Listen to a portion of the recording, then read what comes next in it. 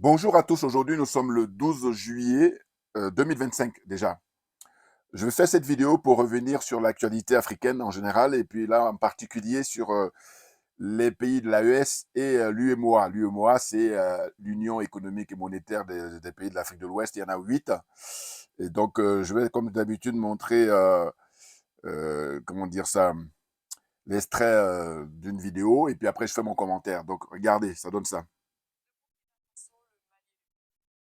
Leur intention d'abandonner le franc CFA, ces trois pays du Sahel aspirent à la souveraineté monétaire, ce qui nécessite de balayer l'héritage colonial.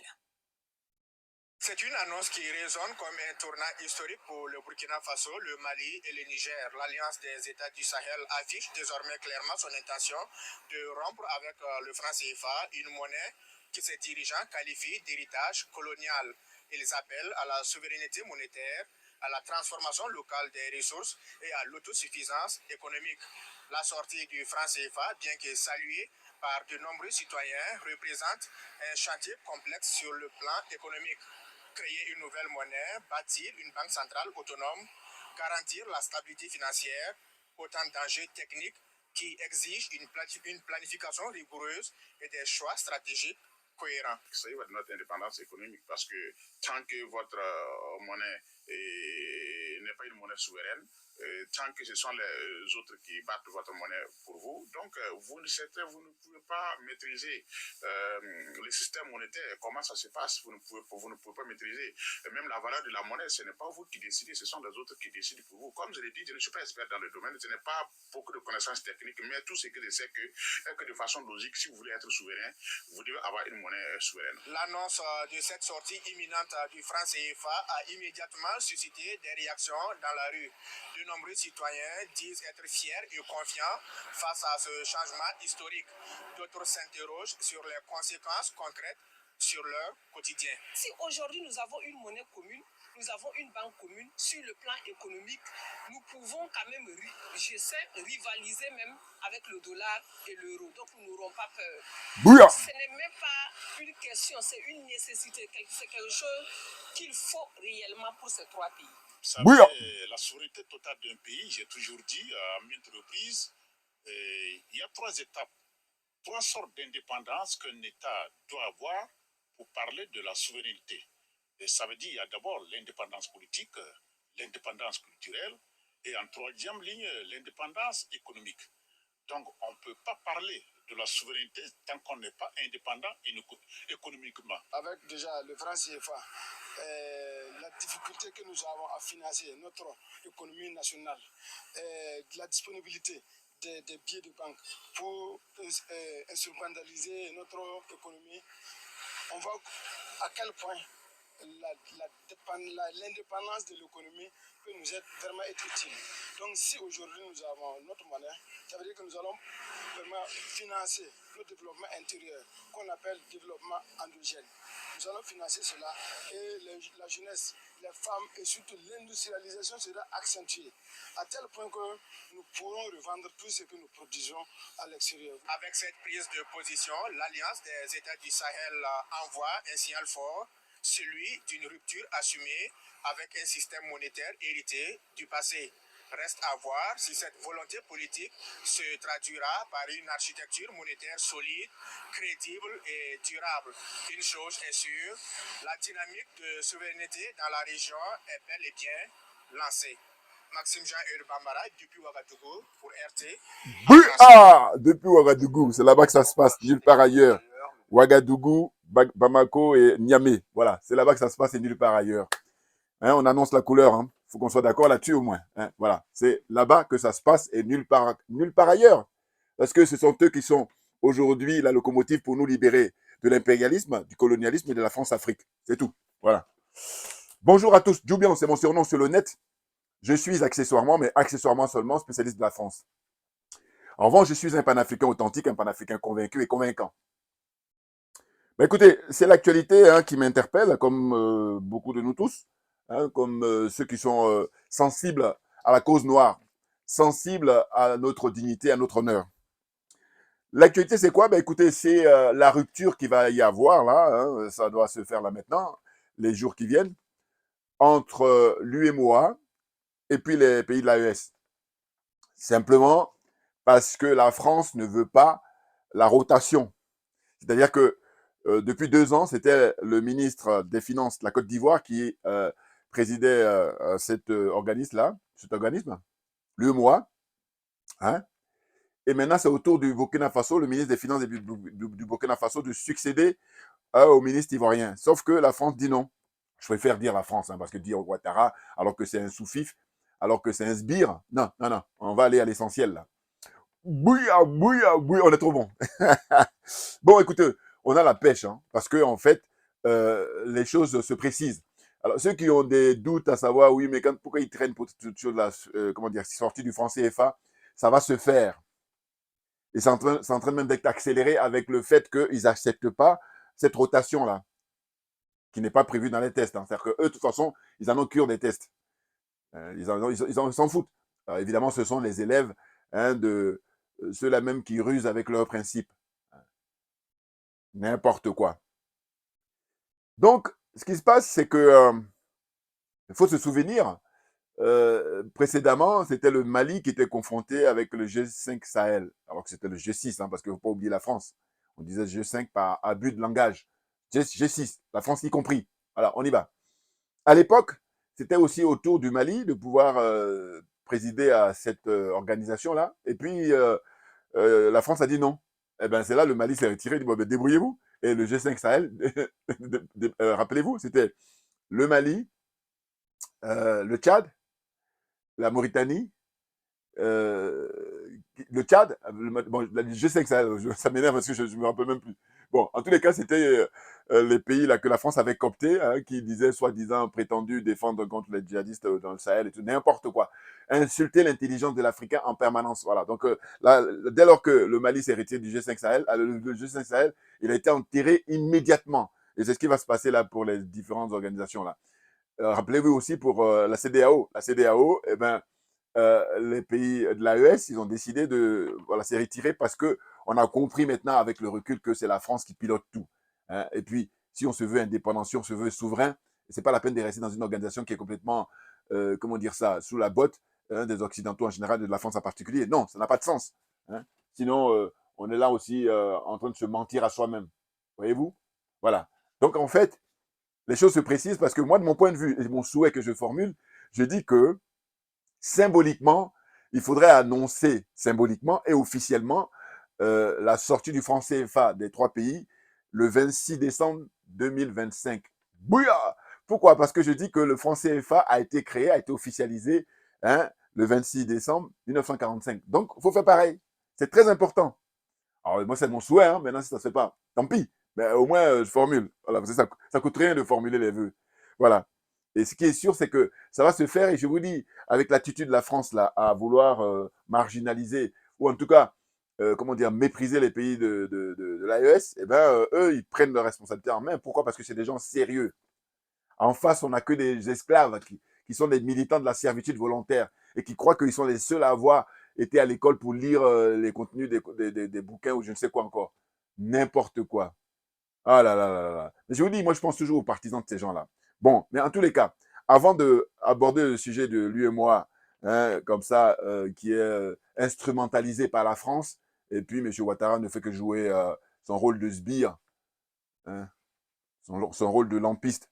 Bon, avant ça, un préalable, par rapport à l'actualité.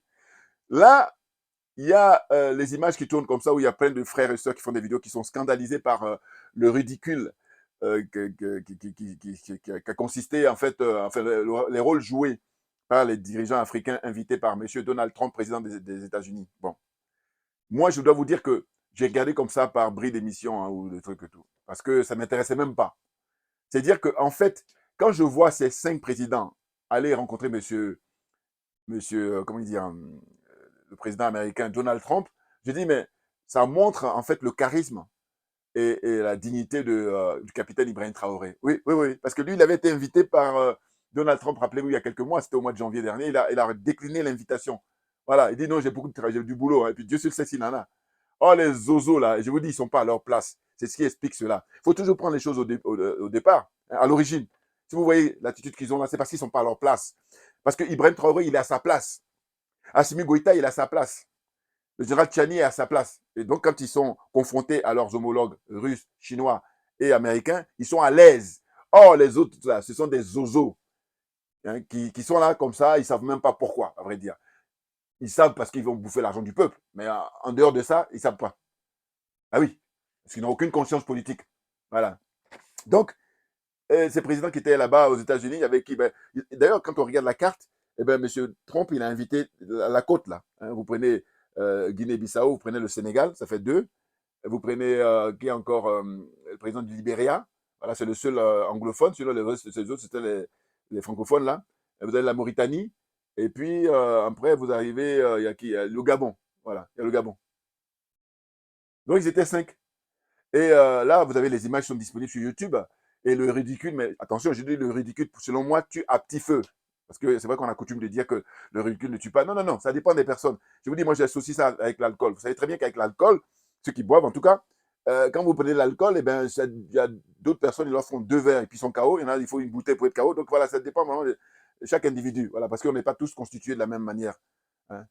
Voilà, hein, c'est ça, comme ça que je vois ça. C'est pour ça que je dis que le ridicule, il tue à petit feu. Il y en a que ça va tuer beaucoup plus vite, il y en a d'autres, ça va les tuer, mais un peu plus longtemps. Mais toujours dit que, parce que ta conscience, c'est te gronde en permanence. Donc à partir de là, il y en a qui résistent, mais tu ne vas pas résister éternellement. Voilà, bouilla, bouilla, bouilla. Voilà. Donc, alors, je fais lecture pour ne pas oublier là. Rapidement, c'est des petites notes que j'ai prises. Donc, j'ai dit préalablement les points importants sur la rencontre de Donald Trump et voilà, et des 5 présidents africains là. Donc, il y a le Sénégal, il y a la Mauritanie, il y a le Gabon, le Libéria et Guinée-Bissau. Voilà. Donc, on a vu, mais le ridicule, c'était un concours d'allégeance, un concours de servitude volontaire. Vous avez, comment il s'appelle, Bassirou Diomaye Faye. Hein, lui, je parlerai encore de lui tout à l'heure parce que mon deuxième propos, ça va porter sur ses rapports avec Sonko là, parce qu'il paraît que c'est un peu tendu là. Bon. Donc, Bassirou, lui, dans son discours, il dit voilà, ils ont l'intention d'ouvrir des complexes là-bas et puis ils ont pensé à ouvrir un terrain de golf hein, pour faire plaisir, comment dire ça, au président américain. Alors, je dis, mais il fait du golf, c'est vrai, c'est connu, mais s'il faisait du, comment dire ça, football américain, ils auraient construit le football américain. S'il faisait du basket, ils auraient construit n'importe quoi. Là, le ridicule tue à petit feu. Bassirou, là, le ridicule tue à petit feu. N'importe quoi. Et puis, lui, il est toujours dans une posture, t'as l'impression que c'est un élève. J'ai l'impression que c'est un écolier. Enfin, lui, il a la chance. Parce que franchement, ça lui tombe dessus. Mais je veux dire que, à la rigueur, on le mettrait comme conseiller de ministre. Voilà. Je suis désolé pour les Sénégalais. Voilà, parce qu'à un moment donné, vous fatiguez les gens. N'importe quoi. Vous n'avez pas honte, là? Ceux qui le soutiennent. C'est ça que mon problème. Je dis, toujours, ces gens-là, qui soient Ouattara, Paul Biya, tout ça, c'est une chose. Mais les gens qui les soutiennent, on est au 21e siècle, on a les images. C'est pas possible. Mais à un moment donné, il faut faire une autocritique. Ça se voit là, c'est n'importe quoi. Et d'ailleurs, il y a un frère, je crois, qui habite en Angleterre, qui lui a fait une très belle vidéo parce qu'il a décortiqué tout, la posture des uns et des autres. Il a dit, regardez, le bureau dans lequel ils sont, ça aurait pu être un bureau comme ça, où c'est rond. Or là, les journalistes sont derrière les dirigeants africains, hein, les 5 présidents là. Et du coup, par moment, il y a le président gabonais. L'autre, lui, il danse tout le temps. Alors, il voulait faire le malin là en disant, oui. Alors, ça me fait pitié. Je lui dis, c'est pitoyable parce que quand ils prennent la parole de tous, chaque à tour de rôle, le président gabonais, il dit, oui, moi, eh ben, je trouve normal qu'on donne le prix Nobel. On donne le prix Nobel de la paix comment dire, Donald Trump. Mais cela dit, le prix Nobel a perdu son crédit depuis longtemps. Hein, c'est pas maintenant en 2025 ou si jamais on l'attribue à Donald Trump. Non, on a donné ça à d'autres personnes. Je pense à Barack Obama. Bon, à l'époque, ça m'avait choqué moi dans le sens, je me suis dit, mais qu'est-ce qu'il a fait pour le prix Nobel? Eh ben donc, en fin de compte, le prix Nobel lui-même, il s'est discrédité depuis fort longtemps. Voilà. Donc, en fin de compte, ils sont dans leur paradigme, ils sont dans leur logique. On les laisse là-dedans. Voilà. Mais cela dit, ces gens-là qui sont prétendus être des dirigeants africains, c'est-à-dire qu'ils représentent des pays, le Gabonais, là, lui, il dit, moi aussi, je suis général, moi aussi, je suis pragmatique. Et puis, en fait, on aimerait que vous veniez investir chez nous. Et on a du pétrole, on a du. Il commence à énumérer. J'ai dit, mais quand j'ai regardé, moi, voilà l'impression que ça me donnait. J'ai dit, mais parce que vous croyez qu'ils ne savent pas ce que vous avez sur vos terres, chez vous là-bas, les richesses que vous avez, parce que vous croyez qu'ils ne savent pas. Même si on dit les Américains, ils n'ont pas une culture très élevée au niveau international, mais par contre, ils savent au niveau, parce que eux, c'est business. Donc, ils savent ce que tu as comme richesse. Et donc, quand je vois qu'ils sont en train de réciter ça, je dis, mais franchement, il faut dire ce qu'ils ne savent pas, mais il ne faut pas dire ce qu'ils savent. Donc, et puis, je vous dis, tout s'explique. Pour moi, ces gens ne sont pas à leur place, c'est des incompétents, c'est des gens qui sont arrivés là par hasard, et puis ils jouent les rôles de gardiens de prison, voilà. Parce que les pays là, le Gabon, la Mauritanie, alors la Mauritanie, Alors, lui, la trouille, ça sentait quand il était dans son visage. C'était impressionnant. Hein? Je les prends un à un, là. Hein. La trouille, le président mauritanien. Mais parce que il était là, ils ont tous peur des Américains. Hein. Ils ont peur. C'est pas autre chose que la peur. Excusez-moi. Parce qu'ils ont peur de se faire dégommer. Mais dans ce cas-là, tu n'es pas obligé de rester là. C'est ça que je ne comprends pas. Oh, ils sont cupides. Voilà. Ils sont faciles à corrompre. Corruption morale, corruption matérielle. Ceci explique cela. Vous voyez, parce que je dis, le président mauritanien, il est là, il a peur. Oh là là là là. De tous là, je trouve que tous ont peur. Mais lui, voilà. Bon, alors, pareil, dans les 5, il y a combien au moins 3 militaires. Au moins. Hein, 3 militaires. Alors, Mbalo, voilà, Mbalo. Mbalo, c'est un ancien militaire. Bon. Mais Mbalo, il m'énerve. Franchement, je dis, il est insignifiant. Parce que, pourquoi je dis, il m'énerve son attitude? Quand il va voir Poutine, il fait comme il connaît Poutine depuis 30 ans. Mais tu le connais où?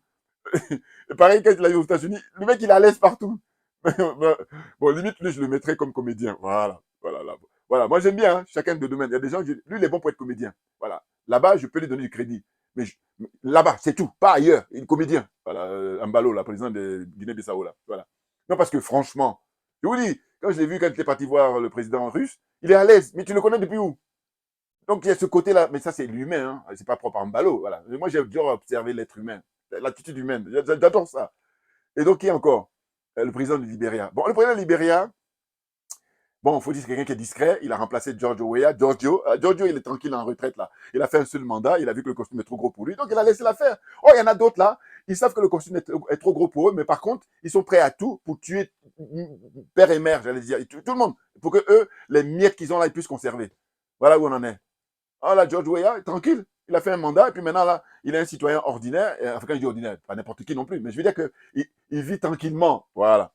Alors, d'aucuns diront, oui, mais lui, il avait déjà sa retraite en tant que footballeur. Mais non, mais attendez, il y a des gens qui sont fortunés plus que George Weah, mais pour autant, malgré la fortune qu'ils ont, ils ne veulent pas lâcher le pouvoir. Prenez le cas de, comment dire, Patrice Talon.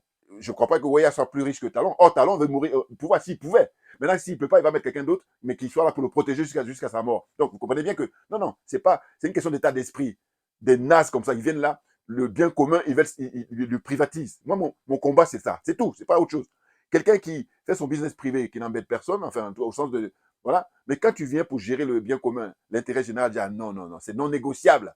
Voilà, parce que la nature a fait qu'il y a tellement de choses à faire. Donc, il va faire les trucs pour te foutre la paix, n'importe quoi. Mais ne viens pas gérer le bien commun, puis tu dis non, il faut me laisser tranquille. Au nom de quoi? Qu'est-ce qui peut justifier que toi, tu prennes ça, et puis tu prennes ça, et puis tu privatises ça? Qu'est-ce qui peut Rien ne peut justifier ton escroquerie, si ce n'est ta cupidité, ton idiotie, des nazes. Alors, on y va. Et qui je n'ai pas encore cité là? Donc, j'ai cité Bassirou du Sénégal, j'ai cité le Gabonais, j'ai cité qui encore? Le Mauritanien, j'ai cité le gars du Libéral. Le Libéral, quand il s'est exprimé, eh bien, figurez-vous que Donald Trump lui dit, mais vous parlez bien l'anglais. Regardez-moi ça, on est en 2025. Bon, alors évidemment, là, Donald Trump, il fait preuve de mépris. Hein. Allez savoir si il ne fait pas exprès. Voilà, allez savoir. Parce que c'est vrai qu'on dit souvent que les Américains, ils ne sont pas très forts en matière de géographie. C'est-à-dire qu'eux, leur pays, ils croient que c'est le monde. Voilà, c'est ce qu'on dit souvent. Mais cela dit, arrivé à un certain niveau, moi, je pencherais plus pour le mépris. Voilà, c'est du mépris pour ridiculiser ces gens-là. Oui, ne serait-ce que la configuration, la salle dans laquelle ils sont, si ce n'est pas la salle à manger ou je ne sais pas quoi encore. Mais en tous les cas, là, les journalistes sont placés derrière eux, mais tout ça est bien choisi, bien entendu. Vous voyez? Donc, quand il s'est exprimé, le président américain lui dit, oui, vous parlez bien, puis lui, il a répondu, non, mais moi, j'ai appris l'anglais, je suis du Libéria. Le Libéria est une colonie américaine, voilà, à l'époque. Et tous les Noirs américains qui voulaient retourner chez eux, back to roots, eh bien, on a dit, bon, voilà, votre pays. C'est le choix historique de Libéria, voilà. Et donc, bon, c'est dingue, hein? Donc, ces gens-là, ils font honte à l'Afrique. Et puis, il faut toujours, comme on est à l'heure d'Internet, c'est pour ça que je dis, c'est sans excuse. Voilà, c'est même une circonstance aggravante au sens où on a tout à notre connaissance, on a tout à notre portée, au point de vue information. Vous allez regarder les rencontres qu'il y a eu entre les pays africains et puis les dirigeants chinois. Comment ça se passe? Il y a un respect comme ça, même si c'est en apparence, mais au moins c'est le minimum. Oh là, les adeptes de l'OTAN, eux, ils n'ont pas de problème parce que eux, justement, ils sont dans ce qui est connu, ils sont dans le complexe de supériorité. Voilà. Vous voyez? Et puis les Africains, là, les 5 zozos, là, eux, ils sont dans un complexe d'infériorité. Du coup, ils sont tranquilles dans leurs bottes, et puis, alors qu'ils représentent un continent. Enfin, je veux dire, c'est dingue, hein? Et là, je vous dis maintenant, mon problème, c'est ceux qui les soutiennent. Voilà. ceux qui soutiennent Bassirou, ceux qui soutiennent le président du Libéria. Libéria, il est discret, donc j'ai pas trop envie de l'embêter. Mais cela dit, bon, ceux qui soutiennent le gars du Mauritanie, là, c'est un ancien militaire. Ceux qui soutiennent le gars du Gabon, qui encore? Ceux qui soutiennent l'insignifiant Mbalo. Ah, mais ils sont ridicules, mais je vous dis, il y a plein de frères qui ont fait des vidéos et tout ça, n'importe quoi, n'importe quoi. Comme s'ils allaient à l'école.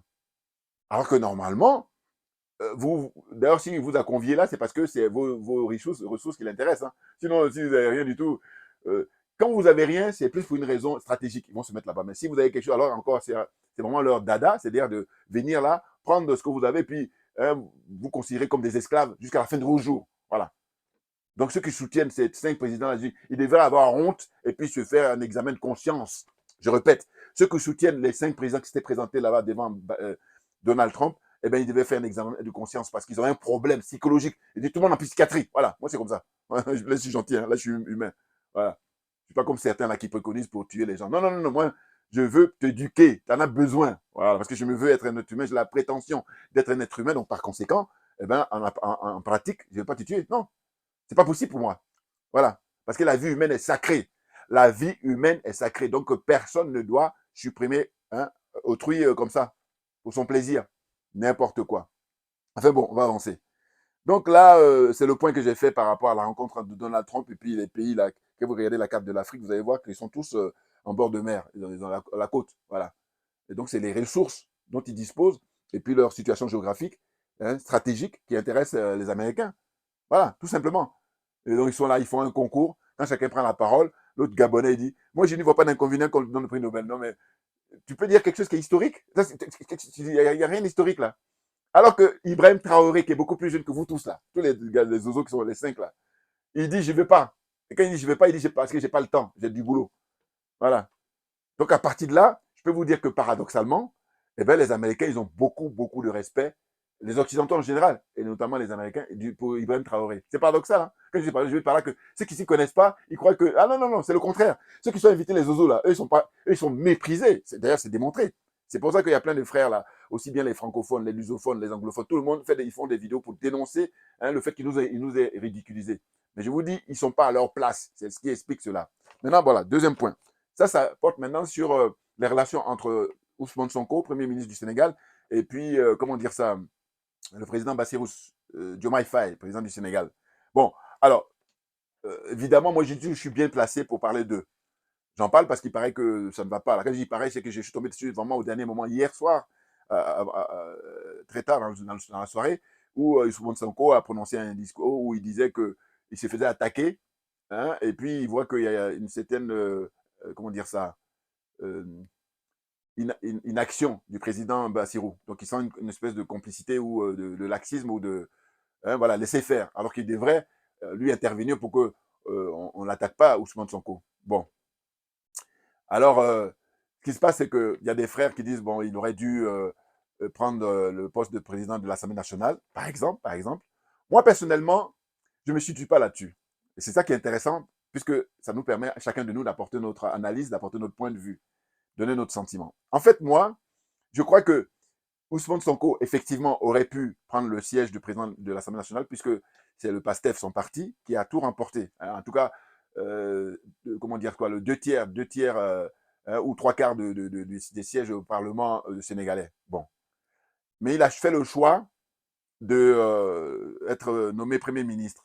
Moi, personnellement, ça ne me dérange pas. Parce que je crois que ça se joue pas sur le fait d'être Premier ministre ou d'être président de l'Assemblée nationale. Ça se joue sur le fait qu'il faut qu'il fasse preuve comment dire ça, de sincérité vis-à-vis du peuple sénégalais. C'est-à-dire qu'il ne faut pas qu'il joue les petits malins. Voilà, moi, selon moi, ça se joue là-dessus. C'est parce qu'il joue les petits malins, aussi bien Bassirou que Sonko. Tous les deux jouent les petits malins. Parce qu'en réalité, je dis, dans mon analyse, je dis qu'à partir du moment où on a empêché Sonko, parce que les Français ne voulaient pas de lui, clairement. Donc, ils ont tout fait, et lui, avec ceux qui l'entourent, ils ont eu l'intelligence de mettre en place ce qu'ils ont appelé un plan A, c'est lui, un plan B, c'est Bassirou, et puis un plan C, ça même aller jusqu'à EF. C'est-à-dire qu'il y avait au moins 4-5 candidats qui, à chaque fois, s'il y avait un qui était refoulé, il allait prendre le relais. Donc, ils ont vraiment bien travaillé là-dessus. Mais ce que je leur reproche, et je dis, je le maintiens, et je dis, on fait un concours d'honnêteté intellectuelle. Ils ont obtenu, hein, quand ils se sont présentés, puisqu'il a eu l'intelligence de dire, bon, moi, on m'écarte, d'accord, mais je vais mettre Bassirou, plan B. Eh bien, ils ont eu au final 54,28% du suffrage, élection présidentielle. Bon, après, quelques mois après, il y a eu l'élection législative, c'est-à-dire des députés. Et donc, je vous dis, ils ont raflé hein, la majorité là-bas. Donc, ils ont les mains libres pour mener leur politique. J'ai dit, bon, voilà. Là, c'est le peuple sénégalais qui vous a accordé sa confiance. Donc, étant donné que vous connaissez, alors ça, je vais arrêter là, excusez-moi, hein, parce que là, voilà, je vais mettre en mode avion, comme ça je vais être tranquille. Mode avion, excusez-moi, c'est des choses qui arrivent. Voilà, là, mode avion, excusez-moi, je n'aime pas ça, mais bon, ça fait partie des imprévus. Donc, il est où le mode avion? Il est où? Ok, c'est calé. Voilà, merci à vous pour votre patience. Donc, ce que je disais, c'est quoi? C'est qu'en fait, à partir du moment où le peuple sénégalais leur a accordé un plein pouvoir, pouvoir présidentiel, et après, pouvoir législatif. Donc, autant dire que voilà, ils sont à l'aise, d'autant qu'ils n'ont pas eu besoin de faire une coalition. C'est-à-dire que c'est le PASTEF qui a tout raflé. Bon, compte tenu de ça, avec le score que vous avez réalisé, à savoir 54,28%, mais il faut être honnête avec le peuple du début à la fin. Ça veut dire quoi? Ça traduit comment pour moi, cette honnêteté? C'est que je dis, on regarde M. Sonko, depuis des années, il a battu campagne pour dire que on va fermer les bases militaires françaises. Un. Deux, on va mettre fin au franc CFA. En tout cas, la lutte contre le néocolonialisme, contre la France-Afrique. Voilà. Il a écrit des bouquins, il a fait des conférences, tout ce que vous voulez. Bon. Même il est venu ici à Paris, tout ça. Bon.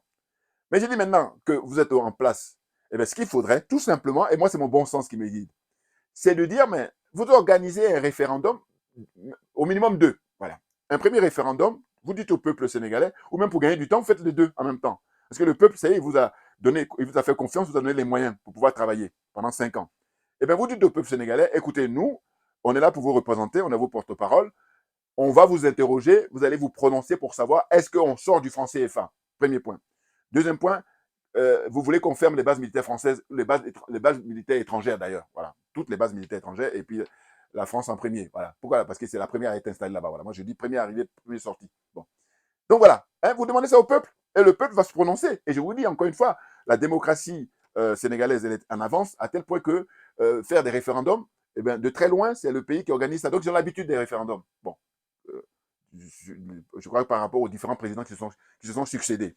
Donc, je dis, Sonko et Bassirou, s'ils faisaient preuve d'honnêteté vis-à-vis du peuple, s'ils ne jouaient pas les petits malins, on n'en serait pas là. Donc, pour moi, personnellement, même si les arguments des uns et des autres tiennent, c'est-à-dire les frères qui vont dire, bon, il aurait dû prendre le poste de président de l'Assemblée nationale, comme ça, il est à la hauteur et tout. Je dis, c'est vrai, mais sauf que moi, je vais plus en avant, en amont. Enfin, je prends le problème en amont.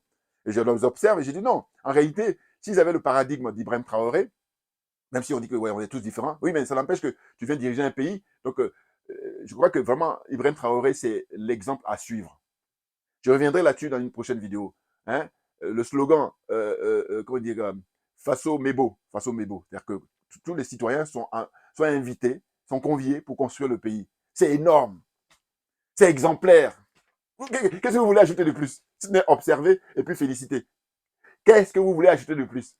Il y a un truc qui m'a frappé comme ça. Il y a un monsieur qui fêtait les 20 ans d'anniversaire avec son épouse. Il a 3 enfants, je crois. Ouais. Bon, si je ne me trompe pas. 3 enfants ou 2 enfants. Eh bien, il dit, au lieu d'aller au restaurant, on a décidé pour marquer le coup de venir prêter main forte pour construire là, les pavés, travailler là, voilà, coup de main, physiquement. Hein. Porter le temps, notre temps, donner notre temps pour notre contribution pour construire là, le pays. C'est énorme. Et, mis à part le Burkina, dites-moi, je ne dis pas que le Burkina est le seul, hein, mais je dis, c'est un des rares pays, je ne parle même pas sur le plan, je sors même de l'Afrique, je parle en général, hein, sur le plan planétaire. Voilà. Donc, c'est pour ça que le Burkina est exemplaire avec le charisme et la vision du président, le capitaine Ibrahim Traoré. Clairement, clairement. Donc, je dis, Sonko et Bassirou, leur problème, c'est le fait qu'ils sont jeunes. Je dis jeunes toujours par rapport à moi. Hein. Voilà. Je rappelle, je dis Bassirou, 44, 45 ans, Sonko, 50, 51 ans. Voilà. Moi, 60 ans. Voilà. À partir de là, j'ai une différence d'âge. Donc, je dis, par contre, paradoxalement, eux, ils ont un esprit vieux. Ils ont l'esprit du XXe siècle. C'est ça qui me dérange. Et je dis, je suis mieux placé parce que je dis toujours que, d'ailleurs, il se calme maintenant, les soutiens de Sonko et Bassirou là. Parce qu'au début, ils voulaient me charger. J'ai dit, écoutez, moi, je suis sur un concours d'honnêteté intellectuelle. Allez-y, regardez toutes mes vidéos avant qu'ils viennent au pouvoir. C'est-à-dire avant mars 2024. Et vous allez voir, je suis un des rares qui a milité pour qu'ils viennent au pouvoir. C'est-à-dire qu'ils étaient en prison, ils étaient grève de la faim, tout. J'étais constant dans mes vidéos. Voilà. Et à partir de là, j'ai dit, voilà, j'ai commencé à les charger quand j'ai vu qu'ils commençaient à vouloir jouer les petits malins. Justement. Voilà. Donc là, pour moi, c'est la suite logique.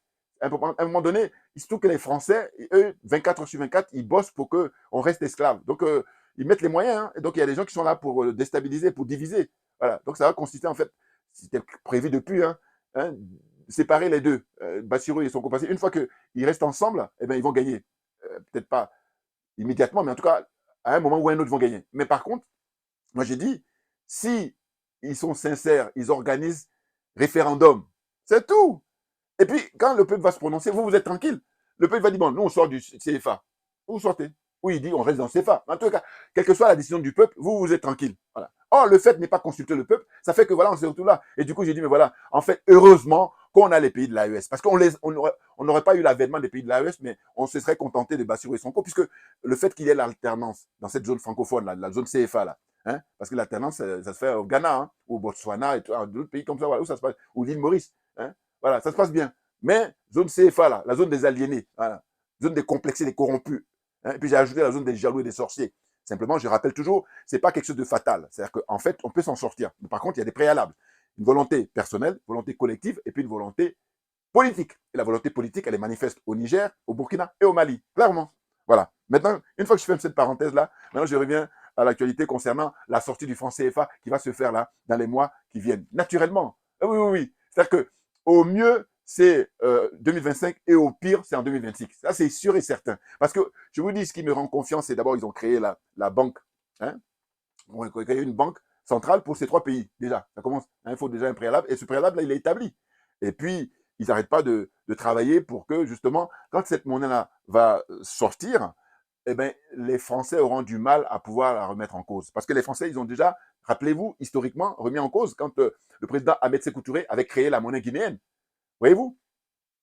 C'est ça. Je crois qu'il y a compte tenu de ces éléments-là. Deuxième exemple, comment dire ça, le Mali. Le Mali était déjà sorti du franc CFA avec le président Modibo Keïta. Et qu'est-ce qu'ils ont fait? Ils ont tout fait pour les ramener là-dedans. C'est pour vous dire que, compte tenu de tous ces éléments-là qui sont à leur disposition, ils disent, bon voilà, cette fois-ci, on va la faire en prenant notre temps, mais on va la faire bien, et définitivement.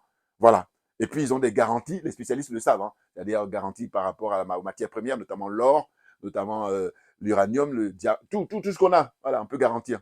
Voyez, donc c'est hyper intéressant. Et des frères là, tu es docteur en histoire, tu es docteur en économie, tu es docteur en, je sais pas moi, tout ce que tu veux. Maintenant, mets ça au service du peuple. Oh là non, tu es docteur là pour pouvoir acheter une grosse berline, un château. La vie sur Terre se résume à ça? Non. Bouillard, donc dégage, dépêche-toi, fous le camp. Parce que, hein, voilà, le débat dans lequel on est, hein, le domaine dans lequel on est, c'est réservé qu'aux gens qui ont une intégrité morale, qui veulent qu'on soit tous gagnants. Voilà. Et non pas des gens qui viennent là pour leur nombril, hein, pour un groupuscule de gens, et puis n'importe quoi. Sacrifier le bien commun. N'importe quoi. Alors, je poursuis. Donc là, je disais que l'UEMOA, il faut se rappeler, a été créé le 10 janvier 1994 à Dakar. Voilà, l'UEMOA. Hein. Cet organisme-là.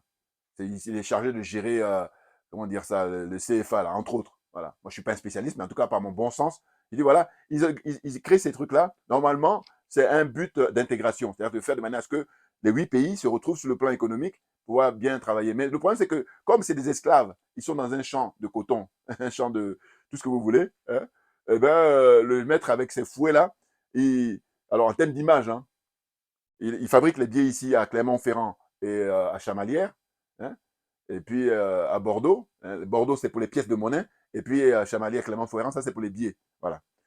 Eh bien, planche à billets. C'est-à-dire qu'il les sort quand il veut.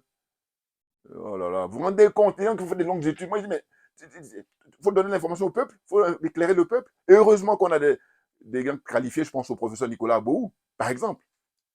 Je l'ai rencontré une fois à Paris, là, mais il faut dire qu'il était surpris de me voir, moi j'étais surpris de le voir. Quand je dis ça, lui il n'était pas surpris parce qu'il ne me connaît pas, mais en tout cas, quand je l'ai salué, il était surpris. Et puis je disais que je n'avais pas eu trop le temps parce que je me suis dit, ah tiens merde, enfin, excusez-moi, mais je disais, j'aurais pu faire une vidéo avec lui rapidement. Mais en tout cas, on s'est salué, on a parlé un petit peu, pas longtemps, mais voilà. Et puis chacun allait vaquer à ses occupations. Donc, lui et moi, donc, qui est créé à Dakar en 1994, alors, c'est à quoi ça me fait penser, c'est le président Houphouët-Boigny, il décède en 1993.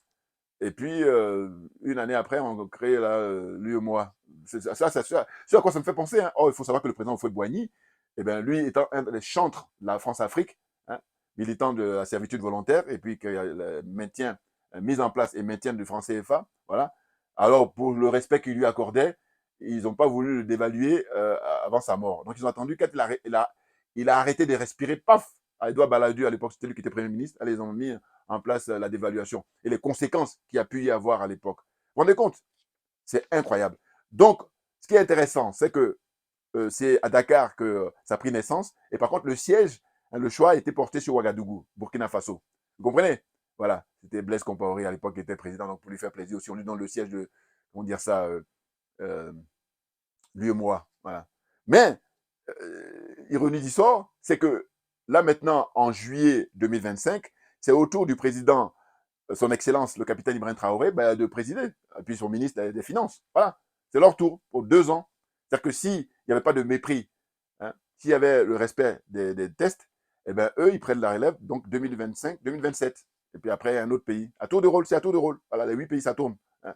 Voilà. Mais là, M. Ouattara qui suit les ordres, même je vous dis, avec M. Ouattara, les Français, deux fois, ils lui disent, monsieur, amenez-nous, comment dire ça, je sais pas moi, un mouton. Il lui dit, non, mais je vais vous envoyer tout le troupeau au minima, si ce n'est pas tout le village. Voilà. Il va toujours envoyer plus. Vous voyez? C'est l'attitude, vous savez, quand vous êtes en classe, les SCU, là, ils vont être à côté du professeur ou de l'instituteur, et puis vous comprenez, voilà, dans thème d'image, c'est ça. N'importe quoi. Bon, sauf que les LHQ, il n'y a pas de mort. Mais M. Ouattara, il y a des morts. C'est là où il y a pas, on rigole, on ne doit pas rigoler. Donc à un moment donné, ce monsieur et puis tous ceux qui ont travaillé avec lui, ils doivent s'expliquer devant le peuple africain en général et le peuple ivoirien en particulier. Bouya, on avance. Donc je disais par la suite dans les notes que j'ai prises, création à Dakar de l'UEMOA et puis siège se trouve à Ouagadougou au Burkina Faso. Et voilà, donc la sortie du franc CFA se précise, voilà ce que j'ai marqué, et se confirme à travers ce refus par la France de la présidence du Burkina Faso pour succéder à la Côte d'Ivoire. Voilà, c'est ça. Donc voilà, c'était ça la fin de mon propos. Voilà. Donc là, nous, ça ne fait que nous réjouir parce que vous avez vu l'extrait que j'ai montré auparavant, où les gens qui s'exprimaient, ils disaient, mais la jeune femme, la jeune sœur, là-bas au Burkina, elle dit, mais quand les 3 pays vont avoir leur monnaie, même ça pourra rivaliser avec le dollar. Et le dollar, même, il envoie de, comment dire ça, c'est la chronique d'une mort annoncée. C'est pour ça qu'ils sont dans tous leurs États, notamment le président américain Donald Trump. Mais oui, parce que ce monde-là qui s'est construit depuis 1945, on arrive à terme. Et c'est inéluctable en bon français. Voilà. C'est-à-dire qu'ils aillent au ciel ou par où ils veulent, ça va arriver la fin du dollar. Voilà. Ça a commencé avec les pays des BRICS, voilà, qui sont en train de travailler de leur côté, et puis faire que ces gens-là qui, eux, ont l'apparence d'êtres humains, mais ce ne sont pas des êtres humains. Moi, je suis convaincu de ça. Je suis convaincu que ce ne sont pas des êtres humains. Parce que je dis, il ne suffit pas de dire que tu es un être humain. Ça, c'est la théorie. Dans la pratique, ça donne quoi? Or, dans la pratique, qu'est-ce qu'on constate? On constate que la vie humaine n'a aucune importance pour eux. Voilà. Vous voyez? Et puis, c'est ce qu'ils ont créé, là, le capitalisme et tout. On arrive à la fin. Mais simplement, comme ils sont des mauvais perdants, ils font tout, par tous les moyens pour retarder sa mort définitive. Il faut créer un nouveau monde. Et les BRICS, justement, ils sont dans cette démarche-là. Et c'est pour le bien de l'humanité. Oui, parce que j'estime que ceux qui sont les honnêtes gens qui travaillent sur le BRICS, c'est les gens qui sont des êtres humains, les vrais. Alors que dans l'autre côté, ce sont des gens simplement qui ont l'apparence. Ils ont l'apparence d'êtres humains, mais ce ne sont pas des êtres humains. Hein. On va apporter le contraire, avec les arguments que j'avance. Voyez-vous? Donc là, franchement, on a de quoi se réjouir parce que quand le franc CFA, ça va être officialisé, sa mort, c'est là où, je vous le dis ouvertement, que sur mon panneau là, je vais supprimer le Mali, le Burkina et le Niger. Voilà, vous voyez? C'est extraordinaire, cette affiche-là, pour ceux qui prennent en marche mes vidéos. Je l'ai faite il y a maintenant combien? 2017, 2018, voilà, que j'ai eu l'idée. Et puis c'est un jeune frère qui est à Paris ici, que je ne connaissais pas, je suis tombé dans son imprimerie, parce qu'il avait une imprimerie. Et je suis allé comme ça, et puis je lui ai expliqué mon idée. Et c'est lui qui a fait la mise en page, voilà. Sinon, l'idée qui consiste à dire la zone franc CFA, c'est la zone des aliénés, la zone des complexés et la zone des corrompus, c'est mon idée, l'inspiration qui vient des ancêtres. Voilà. Parce que moi, ma religion, c'est la vérité, la justice, et dans l'esprit de la Mahat, on parle de la solidarité. Bouya, voilà. Donc je disais, quand ça va être officialisé, c'est là où je vais même faire une vidéo spéciale où je vais montrer comme ça, où j'efface, voilà, le Mali d'abord, le premier pays qui a commencé à nous libérer, ensuite le Burkina Faso, voilà, et puis enfin le Niger, voilà, le trio là. Merci à vous tous, en tout cas pour votre fidélité, pour votre loyauté. Et puis, bon, on ne lâche rien, Mais parce que ceux qui ont raison, ce sont les pays de l'AES, justement. Hein. Ça se passe nulle part ailleurs, si ce n'est là-bas. Voilà. Hein. À Ouagadougou, à Bamako, et puis à Niamey, naturellement. Merci bien et à bientôt.